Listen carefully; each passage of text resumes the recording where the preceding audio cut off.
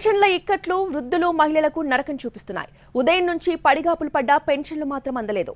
డబ్బులు సమయానికి అందకపోవడం, బ్యాంకుల నుంచి ఈ రోజే నగదు తీసుకోవాల్సి రావడం, యాప్ సరిగ్గా పనిచేయకపోవడం వంటి ఇబ్బందులు ఎదురయ్యాయి.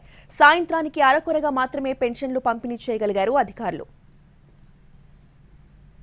ఉదయం నుంచే సచివాలయాల దగ్గర లబ్ధిదారులు పడిగాపులు కాశారు.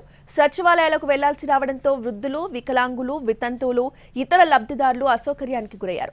గతంలో ఒక రోజు ముందే పెన్షన్ సొమ్ము డ్రా చేసి పెట్టుకునే అలవాటు ఉండేది. ఇప్పుడు పెన్షన్ పంపిణీ అంశంలో నిన్న సాయంత్రం వరకు కూడా సందిగ్ధత నెలకొంది. దీంతో సచివాలయ అసిస్టెంట్లు ఈ రోజు నగదు డ్రా చేయాల్సి వచ్చింది. ఈలోపు సచివాలయాలకు చేరుకుని పింఛన్దారులు ఎదురు చూపులు చూశారు. ఒకవైపు ఎండవేడి, మరోవైపు మంచినీటి సౌకర్యం కూడా లేకపోవడంతో నానాపాట్లు పడ్డారు. ఇంకా సేపట్లో అయినా డబ్బులు ఇస్తారని ఆశగా ఎదురు చూశారు. సాయంత్రానికి కొన్ని చోట్ల సచివాలయ సిబ్బంది నగదు పంపిణీ చేశారు. చాలా చోట్ల రేపు రావాలని అధికారులు సూచించారు.